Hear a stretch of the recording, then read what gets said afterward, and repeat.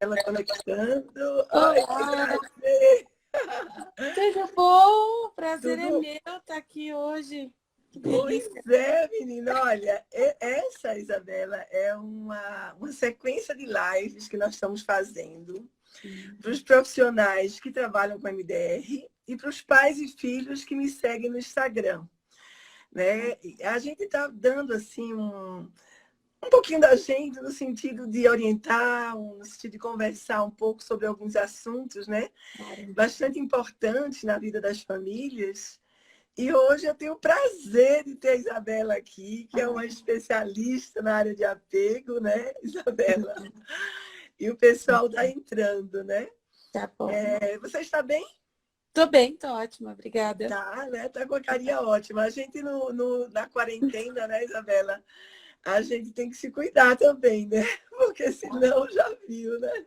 E com 3 filhos ainda em casa, né? De homeschool, disso e daquilo, É né? A gente verdade. tem mesmo que se cuidar. Acho que hoje a gente vai falar um pouquinho disso, né, Ana? Hoje a Dessa gente vai falar um pouquinho necessidade. disso, né?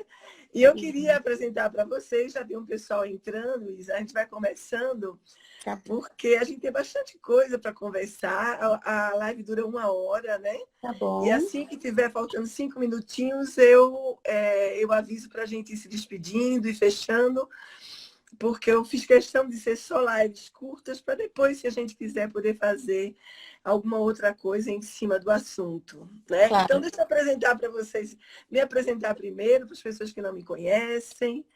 Eu sou Ana Lúcia Castelo, né? Eu sou psicóloga clínica, sou doutora em psicologia na área de educação de pais e filhos, né? Eu passei 10 anos estudando isso, então a gente gosta bastante de ajudar os pais, né, nessa empreitada bastante importante, né, que é educar os filhos. E eu estou aqui hoje com a Isabela, né, a Isabela Spagnol, é assim que se pronuncia? A Isabela é psicóloga clínica, ela é doutora pelo Laboratório de Estudos sobre Luto da PUC de São Paulo. Né? Ela fez o doutorado lá na PUC e ela é também professora da pós-graduação, é da PUC também, né? Não, é do Não, Instituto Quatro Estações. É a de primeira 4 pós, na estações, verdade, da em Maria apego. Helena Franco, que a Maria Helena Franco trabalha lá também. Sim, Ela é professora da pós-graduação em teoria de apego, né? Então a isso. Isabela ela trabalha já há muito tempo com essa área, né, Isabela? A gente hoje até teve a oportunidade de dar umas conversadas, Sim, porque alguns termos que se usava antes não se usa mais, e a claro. gente tem que estar se atualizando, né, Isabela? Eu particularmente acho isso, né? Então, para a gente começar um pouquinho, né? Às vezes as pessoas, Isabela, perguntam assim, mas por que o apego é tão importante dentro da psicologia, né? Eu acho, Ana Lúcia, trabalhando como eu trabalho na psicologia clínica, eu acho que é um dos assuntos mais importantes de um psicólogo estudar, na minha Claro. opinião. Né? Porque a gente se forma e a gente é aquilo que foi a nossa formação, né, Isa? Então, eu queria que você falasse um pouquinho sobre esse Tá. mundo, esse mundo assim bem claro que é o apego na psicologia. Queria falasse um pouquinho do que é o apego, né? A teoria do apego em si, que é algo bastante importante, né? Que tem um desenvolvimento de tantos anos, né? É Então, isso aí. vamos lá. Se você quiser se apresentar um pouquinho, falar alguma coisa do Tá. teu trabalho, fique à Olha, vontade. eu acho que eu vou brevemente contar um pouco como a teoria do apego entrou na minha vida, porque eu acho que ela vem Perfeito. um pouco deste lugar. Em 2003, eu estava na faculdade e eu decidi fazer um trabalho com mães de crianças desaparecidas.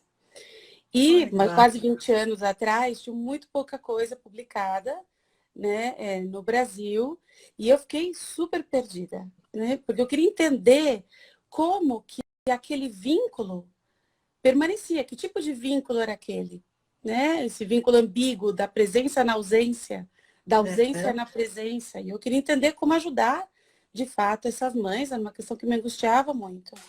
E fui atrás de muita teoria, fui até a Argentina buscar muita coisa que eles tinham lá sobre as mães de maio, eles tinham bastante produção.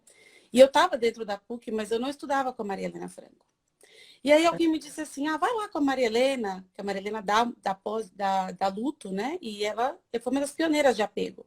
Então, eu falava isso, teoria do apego, eu não tive nada na faculdade de teoria do apego. Eu Nada. também não. Eu faltei na única aula de psicologia do desenvolvimento. Era dado dentro da psicologia do desenvolvimento. Isso, eu também.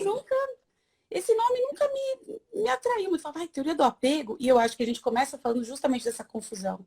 Né? A teoria do apego é attachment theory. Foi traduzido dessa forma, mas quer dizer sobre vínculos. É uma teoria que trata da forma como a gente se vincula. Por que a gente se vincula?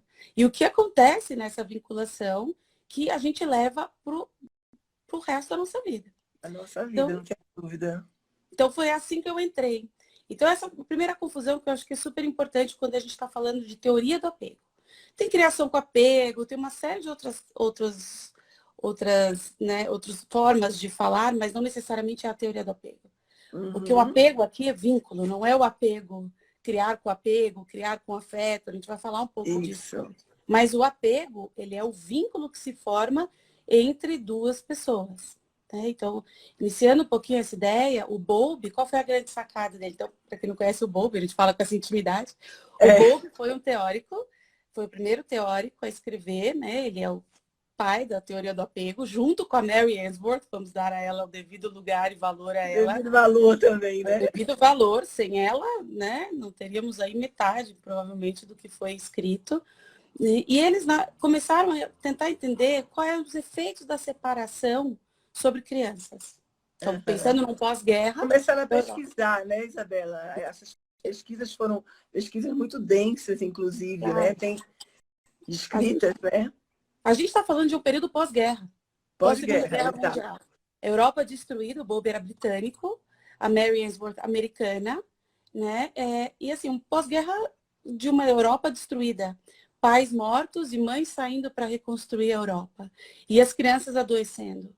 Então, né, eles começaram a estudar de que forma a ruptura desses vínculos, o distanciamento desses vínculos afetava a saúde emocional das crianças, ainda que elas tivessem comida e provisões básicas, né, dos abrigos e etc., essas crianças adoeciam. Então, todo o trabalho do Bowlby começou aí, né? Então, isso é bastante importante da gente entender, porque quando a gente fala de apego, a gente tem a tendência a achar que é de estar apegado, e não é. Não é mesmo, né? E aí, buscar manter aquela segurança, né? Aquele apoio físico, emocional dentro do vínculo, né? E proteção dentro do vínculo, né? Esse é o apego seguro.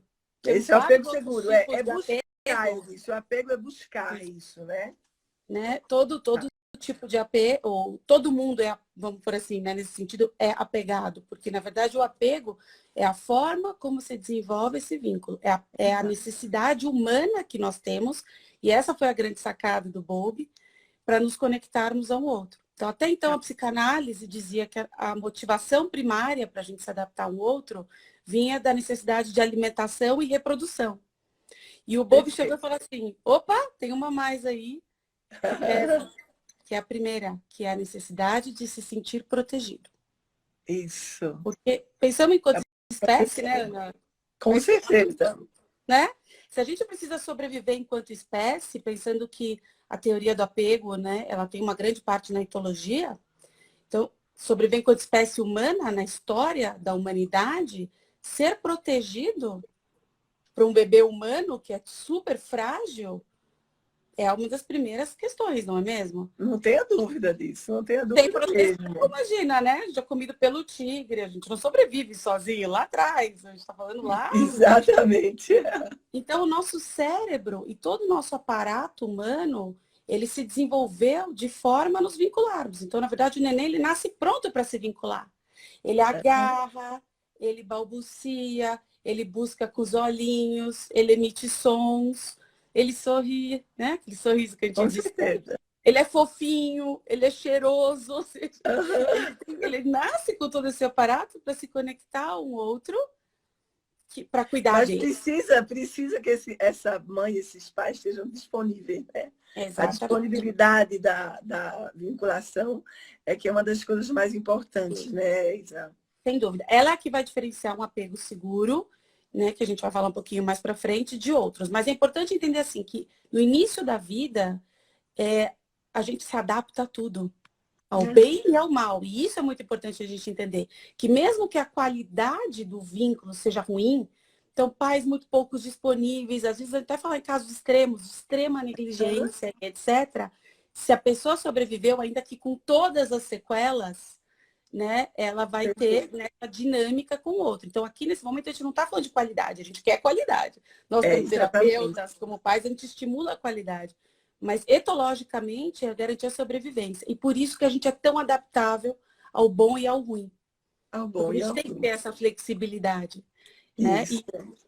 Isso é super importante para entender depois os outros estilos de apego, as outras formas de se vincular que chegam aí para você como terapeuta de MDR, que chegam Não aqui tenha como dúvida. transtornos de apego. Aí a gente não entende, a pessoa fala assim, ué, mas é tão ruim para mim em termos de qualidade, por que que eu continuo fazendo? Ou porque lá atrás garantiu a sua sobrevivência, ainda que a qualidade tenha sido péssima. E isso marca. É super importante a gente falar, quando fala de apego também, nessa interação, né? E a regulação que acontece dentro do contexto, né? Entre a criança e o cuidador. Né? A Ana Gomes, ela fala que uma criança que tem apego inseguro, né, ela pode desenvolver crenças negativas por uma vida inteira. Né? Isso dependendo do que ela viveu com a figura de apego. Isso é bastante importante, né? Então, eu queria, assim, que você falasse um pouquinho, eu vou deixar você falar bastante hoje, porque eu também quero aproveitar essa Isabela, que é cheia de conhecimento nessa área, para estar dando para nós, o pessoal está entrando, que a gente vai realmente se beneficiar. Fala um pouquinho dessa interação, que é algo tão importante, né? Para que a criança desenvolva um modelo de autorregulação emocional adaptativo, quando isso é de uma maneira positiva, né? E que sirva de referência para essa interação da criança no desenvolvimento, né? A gente, no nosso curso de MDR, a gente tem trabalhado bastante a questão do desenvolvimento. E o apego é algo importante para a gente estar ensinando aos nossos profissionais, né, Isa? Sem dúvida. Então, eu vou voltar um pouquinho para explicar, que não é, obviamente, da área, a gente está aqui com várias. Então, o que acontece, né? Quando a criança nasce com essa propensão a se conectar ao outro, ela não é passiva. Então, a gente já está falando de algo com o qual ela nasce, que é da nossa espécie. Então, essa necessidade, propensão a se conectar e todo esse aparato. Para que, como é que isso vai acontecer? Isso vai acontecer na regulação com o outro, né? Este outro que vai cuidar dela. Isso. Nessa dupla, nessa dinâmica de cuidados dessa dupla, vão se estabelecendo o que a gente diz das estratégias. Por quê? Perfeito. Então, vamos fazer o seguinte, vem essa mãe para cuidar dessa criança. Então, assim, essa mãe, ela é disponível, ela é uma mãe que está ali interessada em aprender o que essa criança tem a ensinar para ela. Ela vai mais acertar do que errar. Eu gosto de dizer isso porque às vezes a gente acha que é rígido. Não, good enough is good enough. Bom o suficiente, bom o suficiente. Mas eu acerto mais do que eu erro. Eu estou disponível para prover para essa criança o que ela precisa. E eu vou descobrir isso junto com a criança. Então, essa criança vai internalizando o quê? Ela vai internalizando que ela pode confiar no outro e nela mesma, nessa regulação com essa mãe, né? Isso é uma regulação afetiva, que a gente diz que depois vai ser internalizada. Então, vamos pegar esses exemplos. Então, a mãe que acolhe a criança, que ajuda a criança mais velha, ou mesmo o bebê, a se acalmar, né? Então, ela vai regulando e ela vai modulando com esse bebê essas respostas, tá? Que vão dizendo dessa distância necessária. E isso é super importante, porque essa criança vai internalizando questões sobre ela e o mundo. Então, questões de alto valor, então eu sou amada, tem alguém com quem eu posso contar. Se eu tiver medo, e aí é importante falar isso da regulação, se eu tiver medo, fome, sono, eu vou ativar na minha mãe, ou seja, os meus comportamentos de apego vão ligar os comportamentos de cuidado da minha mãe, que vai prover os comportamentos de cuidado. E a hora que eu desligar os meus comportamentos de apego, essa mãe também desliga os comportamentos de cuidado. Isso é uma boa regulação. E ambos vão ter essa é uma boa regulação. Né? Se a criança emite necessidades, comportamentos de apego, medo, frio, necessidade de ser reassegurada, cuidada, e esse pai não é sensível por alguma razão, sejam por crenças que ele tem da educação, seja por como ele foi cuidado, seja pelos próprios fantasmas do que aquela situação ativa nele, ele não liga, aquela criança fica lá, bam, bam, bam, e não vem nenhum comportamento de apego. Exato. De cuidado, né? Essa criança vai aprendendo o quê? Que ela tem que contar só com ela mesma. Que o mundo não responde à necessidade dela. E isso vai sendo internalizado, e aí falando do MDR, e aí aqui, gente, é bom vocês entenderem que eu sou um bebê no MDR. Então eu vou falar aqui do lugar do bebê no MDR. A gente vai se ajudar nesse sentido aqui. Já sou Pode aqui uma deixar. adulta mais madura no apego, mas no MDR eu estou na fase de 0 a 1. Não, você já é uma terapeuta de MDR. Você está iniciando o trabalho, mas de uma maneira muito concreta, muito. Isso que eu acho importante, né? Quando a gente faz o curso de MDR, né, Isa? E tem toda uma bagagem para trabalhar, é muito mais fácil de trabalhar, né? Confio muito no seu trabalho. Eu tenho uma mãe segura no Eu tenho uma mãe segura, disso, né? O terapeuta, o supervisor, ele faz essa função análoga da mãe. Mas só para voltar um pouquinho, para entender os diferentes tipos de conexão, os diferentes tipos de apego. Então, se eu aprendi isso, mas se eu tenho, por exemplo, as minhas necessidades de ser reassegurado e este cuidador não é responsivo por várias razões, o que eu vou internalizando sobre mim, sobre o mundo? Provavelmente que eu não posso contar com o outro. E aí vou criando as crenças, né? Talvez que eu não seja uma pessoa amável, ou que eu não seja uma pessoa de valor, e assim vai. Ao mesmo tempo, se eu estou aqui, não estou emitindo nenhum comportamento, por exemplo, de apego, e minha mãe está aqui, tá dispensando comportamentos de cuidados, qual regulação eu estou aprendendo? Né? Eu estou aprendendo o que está na contrapartida desse excesso, vamos dizer assim, de cuidados. Também ela não está me vendo. Exatamente. E eu vou aprendendo sobre mim que eu talvez também não seja capaz de tolerar, aguentar certas situações, me desenvolver. Então, há uma invasão ali do meu desenvolvimento, vamos dizer assim, natural. Então, é aquela mãe que não permite que eu me afaste muito, vamos por assim. Ou que eu tenha um momento exploratório. Então, percebe como a forma como a gente regula essa ativação e essa resposta, ela vai dando essa regulação da intimidade, que a gente chama. E isso a gente vai levar para a vida. Então, quando essa regulação está legal, porque todos nós precisamos de uma boa regulação entre intimidade e exploração, tranquilos. Isso, com certeza. Não é, Ana? Tanto é eu poder chamar meus pais quando eu preciso, eu poder falar o que eu preciso, eu poder manifestar o meu mundo interno, né? Eu poder manifestar, falar dos meus sentimentos livremente e eu poder me afastar também livremente. Não querer estar naquele momento, naquela relação, ter os meus hobbies, a minha vida com os meus amigos, e isso não ser ameaçador para a relação. Quando isso daqui está deslocado, né? Ou é uma regulação ruim, vamos pôr assim, alguma coisa fica comprometida. Ou a minha intimidade ou a minha exploração. Então, mães muito super protetoras, né? Elas comprometem um pouco o que nessa criança? A exploração. Então, a criança se sente culpada quando vai explorar, ou se sente com medo, porque ela precisa reassegurar as necessidades dessa mãe de ser boa mãe. Então, um exemplo, né, brincando, a mãe faz alguma coisa para aquela criança que a criança não queria. E a criança fala, não gostei. Aí a mãe fala, não gostou? Passei o dia aqui fazendo isso para você. E você não quer isso que eu tenho para te dar? A criança fica super culpada. Completamente culpada. As emoções dela.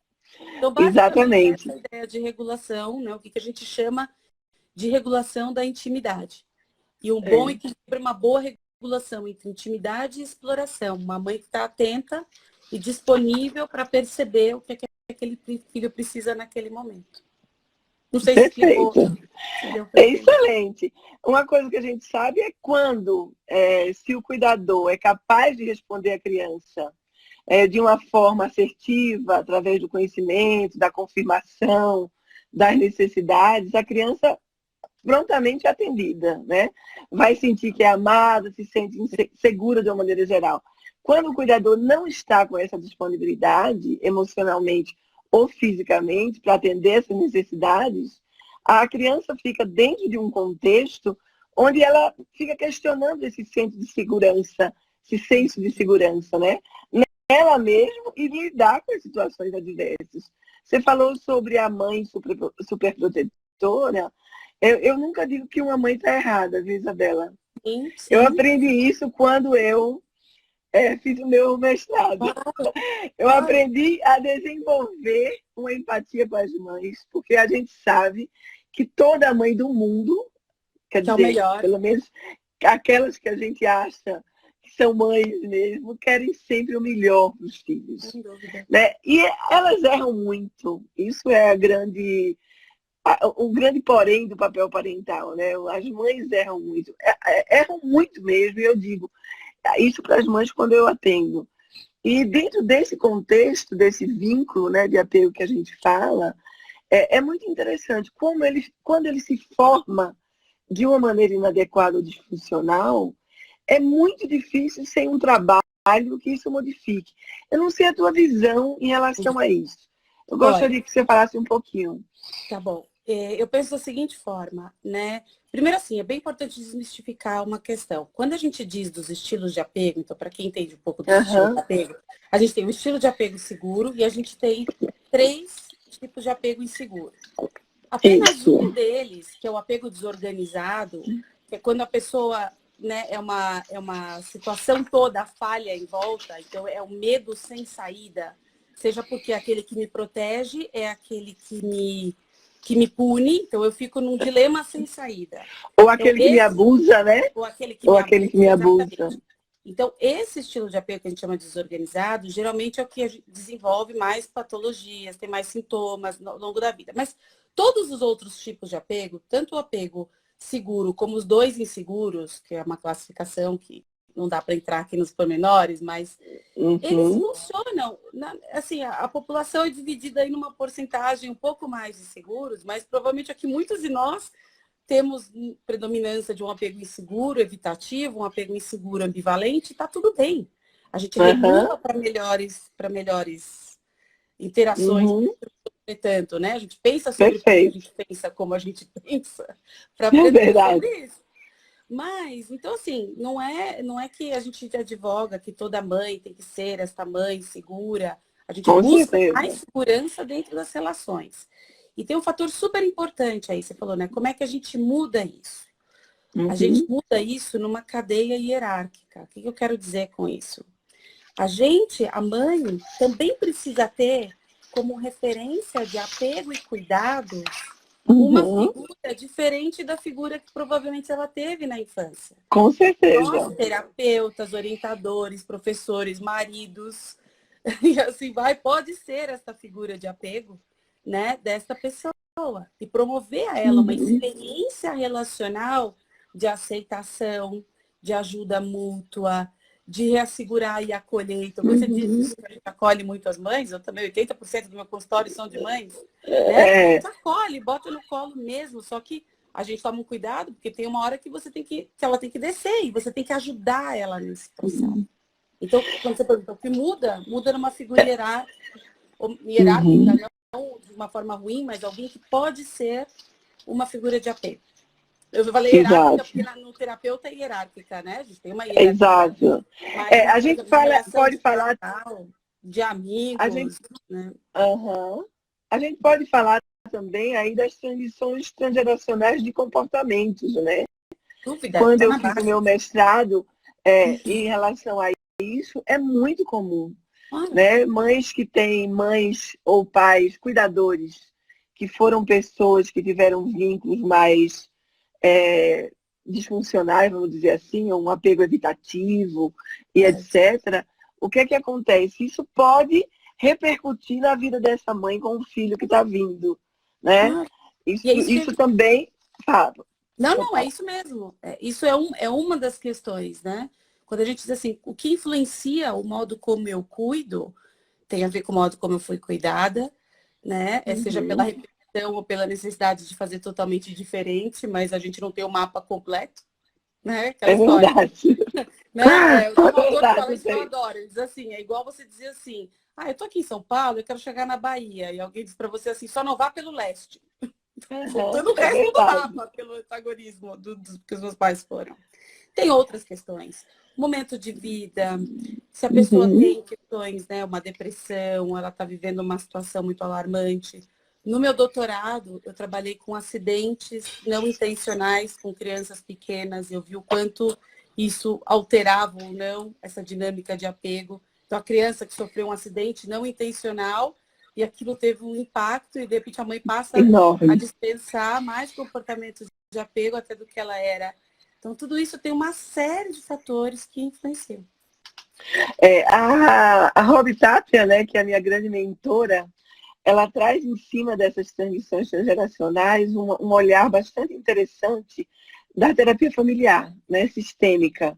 Então, ela diz que é super importante, né, a gente fazer uma psicoeducação com os pais em relação a toda essa questão, né, olhar a capacidade de regulação dos pais e da criança, né, a capacidade de tolerar o afeto, a capacidade que os pais têm de ajudar essas crianças, né?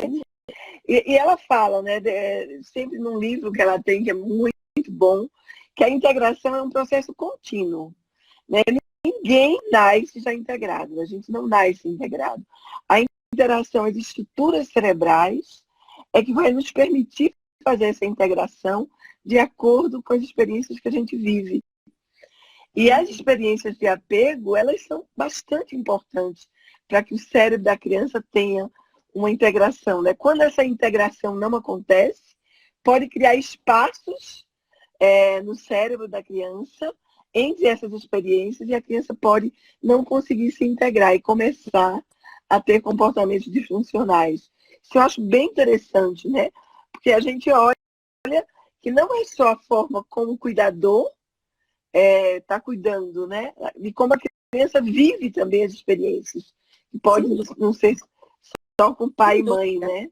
Não, sem sombra de dúvida. É que no início da vida, né, a gente fala de um mundinho mais fechado, então aquele primeiro cuidador, e eu falo cuidador porque às vezes pode não ser a mãe, né? Pode ser a pessoa que está ali respondendo às necessidades da criança. Conforme a criança vai crescendo, ela vai expandindo. Ela vai expandindo para os cuidadores secundários, ela vai expandindo para as relações com os avós, com os amigos, com os professores. E essas relações têm também uma influência muito grande, né? Muito grande na vida dessa criança. Às vezes, elas regulam intimidades de forma diferente. Escuta, nossa, eu tive a família de um amigo meu que, né, parece que eu cresci na casa e que era tão bacana, o jeito que ele me tratava, ou um professor que, de repente, tem um papel tão importante na tua vida e faz aquele lugar. Nós que trabalhamos com apego, quando a gente tem, por exemplo, famílias que estão muito desorganizadas, enquanto a gente ajuda elas a se reorganizarem, a gente usa demais o apoio da escola. A gente vai buscar quem é uma figura de referência para aquela criança que naquele momento está podendo exercer as dificuldades dela. Às vezes é um avô, Perfeito. é uma babá, é uma professora. Perfeito. Às vezes somos nós, não tenho dúvida. Claro, Já tem algumas perguntas aqui, tá, Isabela? Eu vou te passar já uma. Como o apego pode alterar a insônia infantil? Né? O sono é uma atividade de vida diária que eu considero uma das mais importantes para a criança desenvolver sozinha. Olha que interessante. Né? Os pais acham que deitar a criança de conchinha, com a criança de conchinha vai ajudar a criança a se sentir segura à noite para dormir. Eu queria ouvir a tua opinião e depois eu vou dar a minha opinião em relação a isso. Tá? Nossa, essa pergunta é responder de forma geral, né? Tá. Vou considerar a insônia como qualquer outra questão, considerando que talvez a dificuldade possa ser justamente o medo, né? Ou a criança está insegura, estar lá sozinha. Então, acho que eu colocaria a pergunta de uma outra forma, se a pessoa que perguntou me permitir, mas assim, como eu posso ajudar o meu filho que está se sentindo inseguro ou amedrontado a transitar para um lugar de mais segurança, né? Mais de Então, segurança. em primeiro lugar, a gente acolhe, a gente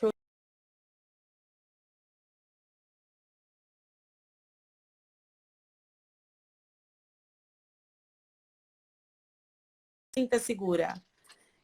Então, a gente pode usar várias estratégias e é muito legal que seja construída com a criança, dependendo da idade dela. Meus filhos, desde pequenininho, a gente constrói. Então, desde pequenininho, já são capazes de dizer, eu tenho medo do escuro. Puxa, então, o que será que a gente pode fazer para você poder sentir menos medo? E ela vai tender a não te dizer o que ela tem, mas ela vai somatizar isso de várias formas, né? Então, começa a aparecer, enfim, vários comportamentos que podem não estar ali. Então, a gente tem que encontrar na necessidade da criança, entender qual é a necessidade da criança e ser essa base de segurança para a criança poder não só nomear os medos dela e se organizar, mas atravessar, né, este medo. Como é que a gente atravessa esse medo junto? Sem dúvida. Associada ao que você está falando, eu acredito muito quando os pais promovem essa base mais segura, no sentido de conversar, de nomear as emoções, de mostrar para a criança a segurança que ele tem no quarto dele, tudo isso faz parte. Mas uma das coisas que eu vejo bastante... Isso para mim é um crime. Por quê? Porque a criança, quando se ancora na cama dos pais, ela cria alguns problemas na minha visão. Como você disse, isso é um assunto bem abrangente, né? E perigoso, vamos dizer assim. Mas por quê? Porque envolve também o relacionamento dos pais, que a criança ali no meio pode atrapalhar, né? Mas em relação a isso, eu acho que a gente pode construir uma segurança para a criança, fazendo tudo isso que a Isabela falou, tentar dormir sozinha, para que ela se sinta segura, para que ela desenvolva uma segurança pessoal para ir num acampamento, para ir dormir na casa da vovó. Por quê? Porque eu sinto, as crianças que eu pego no consultório, Isabela, que tem questões de apego importantes, né? Que a mãe desde pequena fica ali sentada ou deita na cama para a criança dormir. Então, eu acho que isso, assim, essa educação do sono também ela é muito importante, né? Quando eu digo que eu treino perigoso, né, o que eu quero dizer é que, assim, é o caminho que essa família dá uma resposta, porque às vezes aquilo ali está, de alguma forma, organizando aquela criança um pouco mais, quando aquilo não está podendo está sendo feito de um outro jeito. Mas eu concordo com você. Toda a ideia é a gente poder ajudar a criança a se desenvolver. Que também é uma ideia contrária a muito do que eu vejo hoje, de que eu vejo muitos extremos. Então, o ideal é a criança hiper independente, então aquela criança que eu não ajudo em nada, né? Ó, caiu, levanta, vai lá. Tem uma fase em que você precisa ajudar a criança, ou aquilo da criança tem que se acalmar sozinha. Perfeito. Às vezes, as crianças muito pequenas, os pais, não, vai no seu cantinho se acalmar sozinha. Isso é parte do desenvolvimento neurológico e dessa confiança. Quando eu digo para a criança, vai se acalmar sozinha, em algum momento pode ser até que ela se acalme, mas o que ela está aprendendo sobre conseguir a ajuda do outro? Exatamente. Né? Então, acho que a palavra é atravessar, né? Atravessar aquela dificuldade. Você sabe que quando eu recebo eu trabalho numa clínica pediátrica, né? E os médicos, eles são assim muito favoráveis a que as crianças desenvolvam os rituais de sono sozinhas, né? E quando eu começo a trabalhar com essas mães, principalmente eu trabalho com as mães e com os pais também, na cama de vocês, não pode dizer, vai lá dormir sozinha. Não é assim. Tem que ser um processo gradativo, senta numa cadeira ao lado, conversa, mostra, conversa, vê a emoção dela, porque a criança precisa entender que você tem essa empatia, que você não quer simplesmente abandonar ela, né? Claro. É muito importante, né? Tem um jeito de entender todas essas questões que talvez ajude, né? Tem um pessoal que trabalha com Eles pegaram a teoria do apego e fizeram de um jeito muito didático, que chama Círculo da Segurança. Tá em inglês no YouTube, mas eu acho algumas coisas em português. O que isso mostra? Qual que é a ideia por trás? Eles fizeram só um desenho que ajuda a gente a entender as necessidades da criança e o lugar dos pais. Então, nós somos as mãos que acolhem e mandam para o mundo. Então, nós somos o porto seguro dessas crianças e a base segura da onde elas partem para explorar livremente. Mas eu só parto para explorar livremente se eu sei que eu posso voltar. E como é que eu construo isso? Como? Então, a criança na vida, brincando, fazendo as coisas dela, aprendendo a se desenvolver sozinha, né, a cuidar das coisas dela. Eu estou ali, né? Eu estou disponível, né? Também estou fazendo as minhas coisas. Bom, a criança precisa de reasseguramento, uma coisa que ela está fazendo, eu posso ajudá-la. Mas eu ajudo só quando eu tenho certeza que ela está me chamando. Então, perfeito. Ou reassegurar no porto seguro. Então, a criança precisa que eu acolha, organize os sentimentos dela, ajude ela, né, a se sentir segura.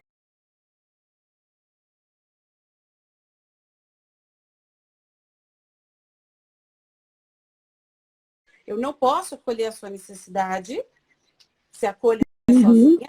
Isso acontece pelos nossos fantasmas, né, pelos nossos fantasmas da nossa infância, por como a gente foi acolhido. E, eu vou deixar aqui o pontinho, se você quiser trazer isso para a discussão, algumas informações excessivas e errôneas de rede social, depois a gente fala um pouquinho, que confundem a. Ela fala, não, eu li que não pode acolher porque a criança precisa ficar. E aí, não é assim. Eu acolho, eu organizo e eu devolvo. E eu vivo nesse ciclo de interação. Ou quando eu só reasseguro, mas não devolvo. Né? Então, aquela criança que a mãe fica só ali, reassegurando e não devolve ela para a vida. Tem uma propaganda, né, se você me pergunta, eu nunca lembro do que é, mas eu sempre lembro da cena. Que é a criança no escorregador, ali naquele momento de hesitação, e aí ela olha para a mãe, e aí começa para ela ir, e aí ela vai sozinha. Né?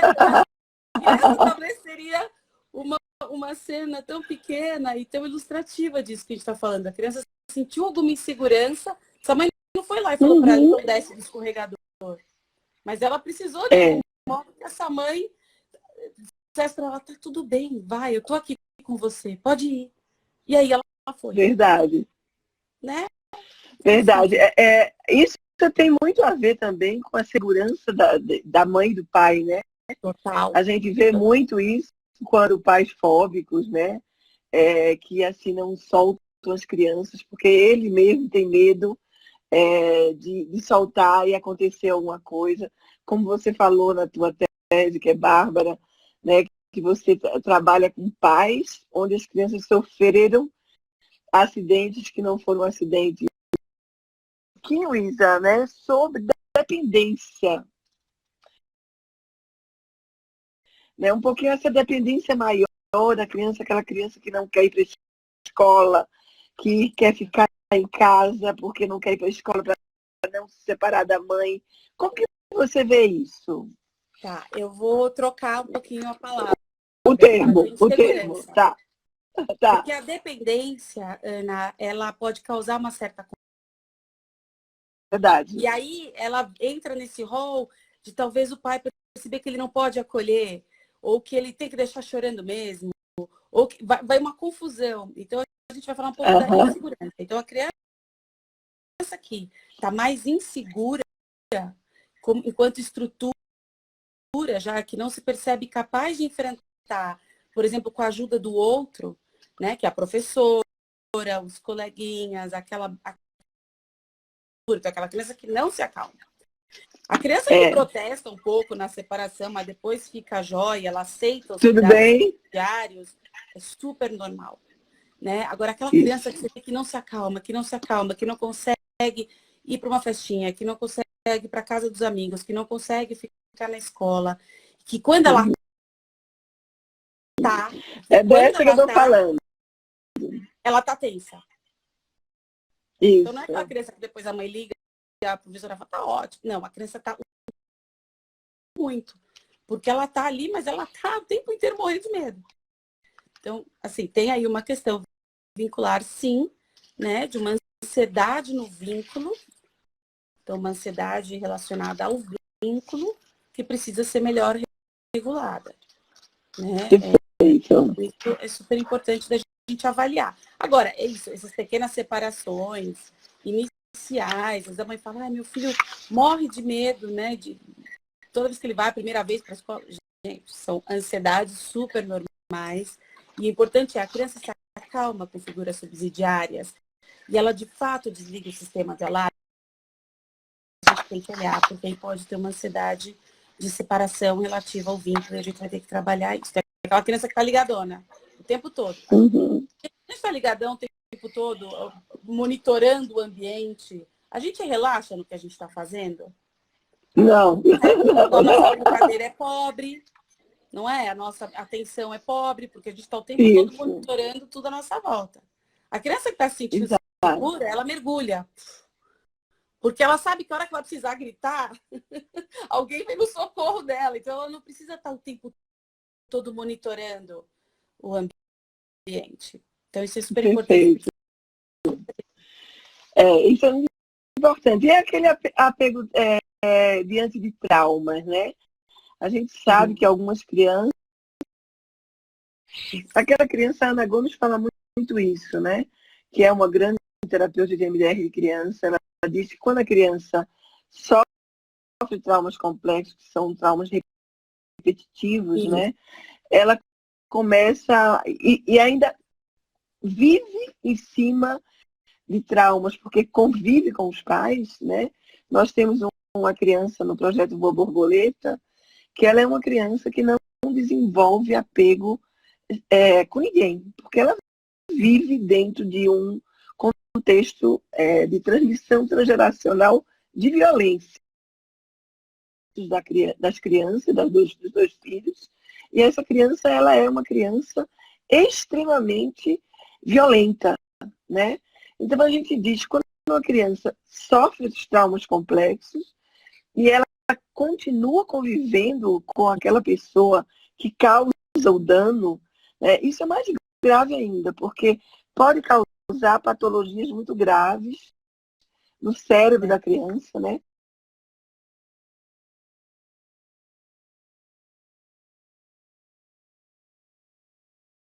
De todo esse contexto de crianças com traumas muito complexos, né?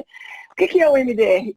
É práticas que as pessoas vivem, né? E de promover a integração dos sistemas neurais. Quando a gente, quando nos tornamos integrados e a gente consegue alcançar níveis maiores dentro de nós mesmos, né? Um cérebro integrado, um sistema interno integrado, a gente consegue fazer as coisas de uma forma direita. Traumas muito graves, como os traumas complexos, ela não consegue ter um funcionamento bom, né? Então, assim, a tua experiência com traumas complexos... Isso que você trouxe é extremamente importante, porque essa diferença, né, relacionada à experiência de trauma e o que a gente chama de attachment trauma, ou seja, trauma de apego, é bastante diferente. Porque em uma, eu tenho a minha figura, a minha figura de apego, então eu vou pensar num trauma único, ou num trauma que complexo, mas eu tenho preservado a minha figura de apego. Então, a minha mãe, o meu pai. Ou se for num abrigo, por exemplo, eu já vi casos, né, do próprio abrigo, as cuidadoras serem eficazes nisso e a pessoa ter a referência do abrigo, inclusive da instituição como segura. Então, isso mas isso vai ser extremamente importante. Quando a fonte do meu trauma é a minha fonte de cuidados, eu entro no dilema sem saída. E aí, a gente vê dentro da teoria do apego, que a gente chama de apego desorganizado. Ou seja, eu não tenho para onde correr. Né? Eu não tenho para onde correr e isso dá tilt. A hora que eu entendo que eu não tenho para onde correr, como é que essa criança passa a funcionar? Então, são comportamentos desgovernados. Você vê que ela não tem um padrão de resposta organizado frente a uma situação de estresse. Porque nos 3 tipos de apego, mesmo nos inseguros,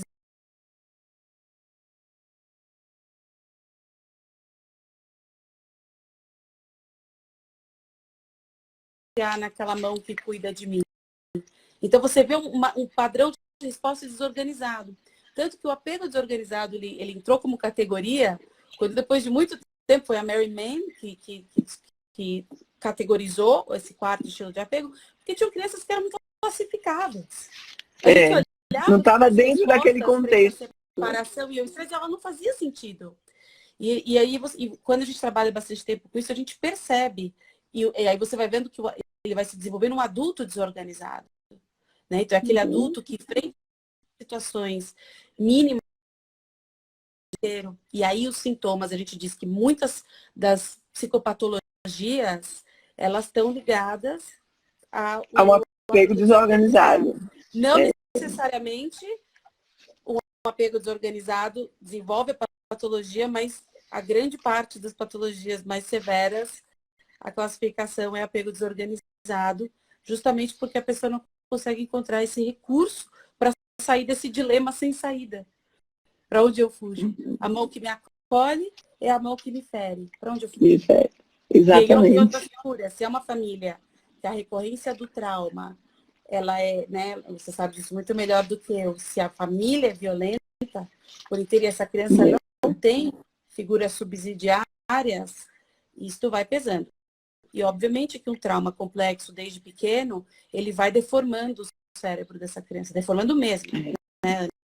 Tem estudos que trazem isso, né? Isso.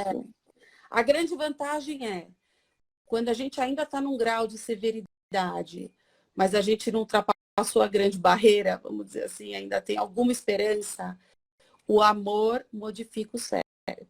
E por aqui eu não estou dizendo do amor romântico, deste amor, não é o amor, é o amor concreto, ou seja, esse cuidado, essa dedicação, essa conexão com uma figura de apego, de preferência seguro, ela é capaz de modificar o cérebro dessa criança. Isso a gente vê em muitos estudos, mas ela precisa ter inúmeros. Quando eu estudei trauma, eu estudei, né, fora, eles tinham muitas imagens, trabalham muito com PET scan de cérebros e etc. Né? Então, eles mostravam o acompanhamento, então...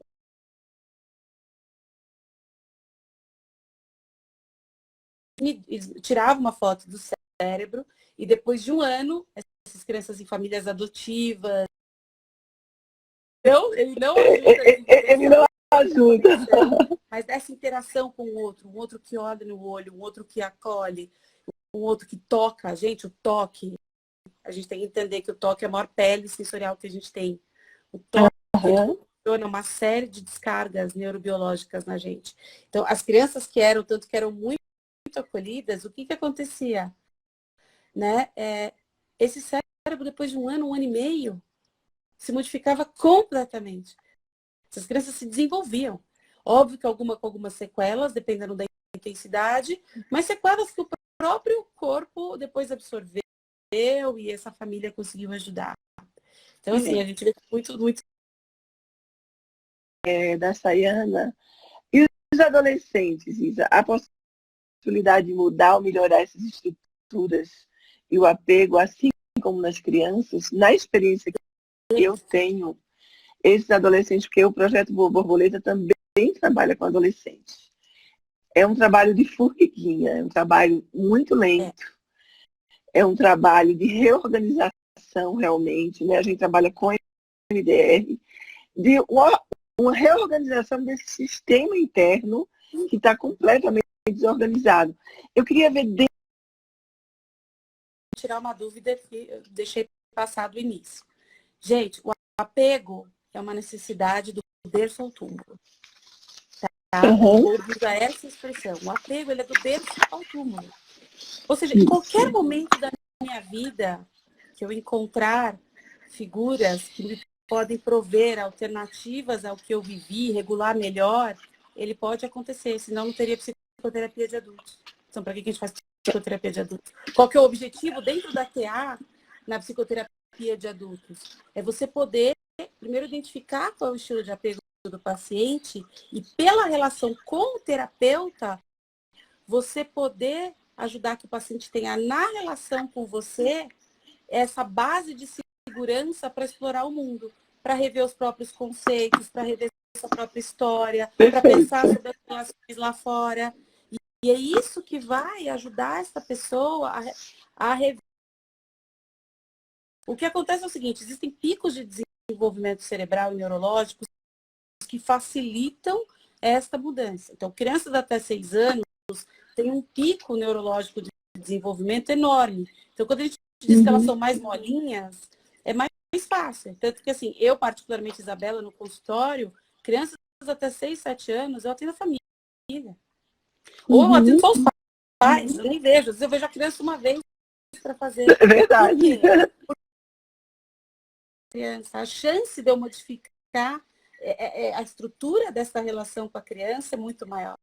E esses pais precisam ser acolhidos. Então, eu vou ser a figura de apego desses pais. Hoje mesmo, antes da live, o pai me ligou, ô Sinistro, socorro! Né? E ele está num momento muito inicial. Ele falou, olha, eu falei, liga mesmo, vamos pensar juntos. Ele precisava de alguém para reassegurar ele que estava tudo bem, vamos lá, vamos pensar uma outra estratégia. O que ele está fazendo ali? Por que eu permito, por exemplo, que alguns pais façam isso? Estou sentindo que eles podem se reassegurar. E é um pai que não pede ajuda nunca, né? Então, quando ele pediu ajuda, você fala assim, você pode confiar que eu posso te ajudar. Tá? Eu te ajudar. Tem picos de desenvolvimento. E na adolescência tem um pico também. Tem um pico de desenvolvimento importante, não só de crescimento, né, da sinapse, do aumento do...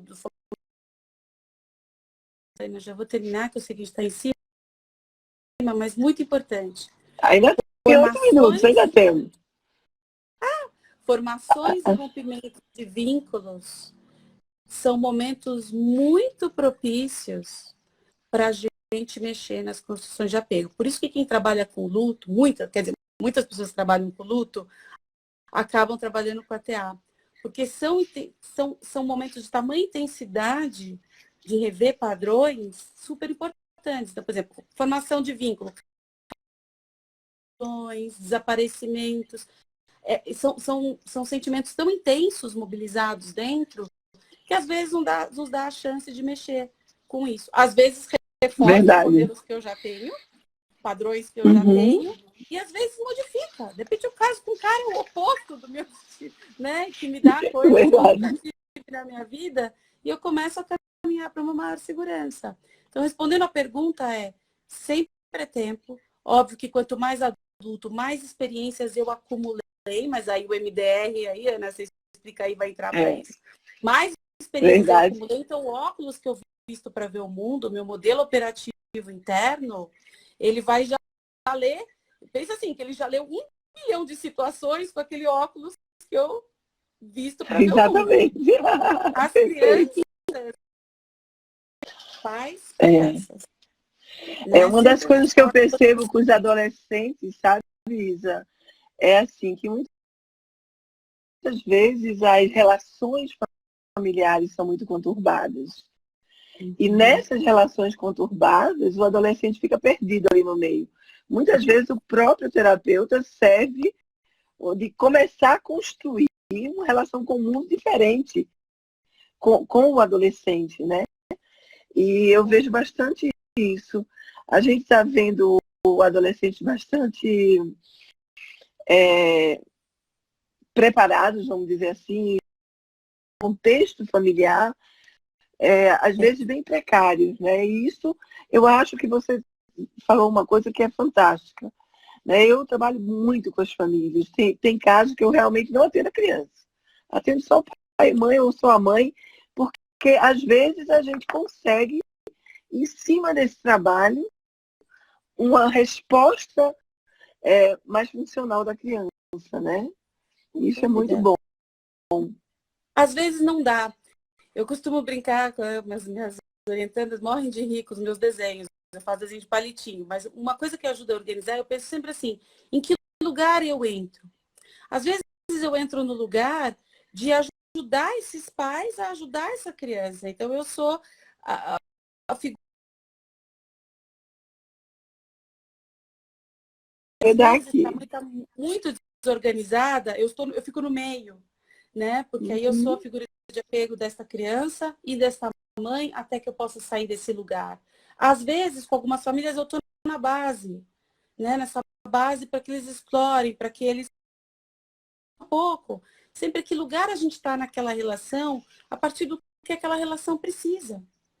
Perfeito, maravilhoso. Isso é sempre interessante de pensar, né? A gente faz muito mesmo.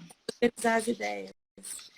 E só uma última frase do Bolso, que eu acho muito impactante, né, que ele sempre diz, para cuidar das crianças é preciso cuidar dos seus pais. Né? Isso, e ele com advogava certeza. Cuidar desses pais é que esses pais se permitam ter as suas necessidades reasseguradas, de preferência não nos seus filhos, porque isso inverte o lugar e o papel, mas ter nas suas carreiras, nas suas figuras de apego, nos amigos, na sua vida sexual, na sua vida amorosa. Estes são, né, lugares. Quando isso também se inverte, a gente vê alguns problemas, a criança precisar reassegurar e ser a figura de apego desses pais. Aí a gente também começa a ter mais problemas. Né? Então, é isso que na realidade, tem uma pergunta. Se a gente atende os pais e crianças juntos. Né? Ai, gente, essa pergunta dentro do ATA é uma pergunta de $1 milhão. Olha, eu vou dizer eu, Isabela, tá? Teóricos são diferentes, mesmo dentro do meu grupo de professores, a gente pensa diferente em algumas questões. O que eu acho que a TA nos dá, eu vou responder meio torto, tá? Não vou te dar uma resposta direta. Ela nos dá a possibilidade de fazer uma foto do que aquela família precisa. E se dentro daquela tô lá. Mas se dentro daquela foto eu entendo que eu botar as duas juntas no primeiro momento, o objetivo é sempre esse, mas de ordem prática. Vai desregular demais essa mãe, ela vai se sentir ameaçada e ela vai piorar as respostas da regulação dela com essa criança, vai se defender mais ou vai se sentir mais incapaz, eu separo. E às vezes eu atendo sua criança, eu atendo sua mãe. Tem família que abandona, né? Fala, toma que o filho é seu e não vem de jeito nenhum. E aí eu faço uma consideração muito importante. Será que eu vou ser a figura de apego provisória dessa criança? Vou ter que executar esse papel por muito tempo para que ela aprenda uma relação diferente comigo. E pelo menos tenha uma experiência alternativa na vida dela de relação. Então, eu também, para responder, eu respondo da mesma forma que você, Isabela. Depende de como a gente faz a conceitualização do caso da família. Na hora que a gente vai estudar como aquela família está se relacionando, né, qual é a dinâmica daquela família, o que é que essa criança precisa, o que é que essa mãe ou pai precisam. Eu acho que essa pergunta é muito abrangente e varia de caso para caso. Né? Agora, em alguns momentos eu atendo. Quando a criança a ter um funcionamento melhor, eu também atendo. A pergunta é sempre a serviço do quê? Né, Ana? A serviço do quê eu estou montando essa intervenção dessa forma? A TEA te dá 1 milhão de possibilidades, porque ela está a serviço de pensar as relações vinculares. Então, se é a família inteira, se é dupla, se é um só, ela tem essa Perfeito. Deixa eu te falar, nós temos que nos despedir. Faltam 30 segundos. Olha, eu quero que você se despeça primeiro.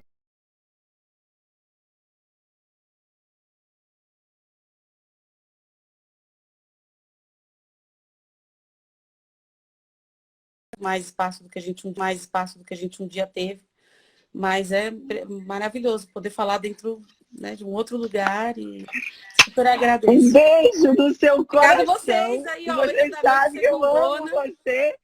Obrigada a vocês todos que estiveram aqui com a gente, tá? Beijo no coração, Isa.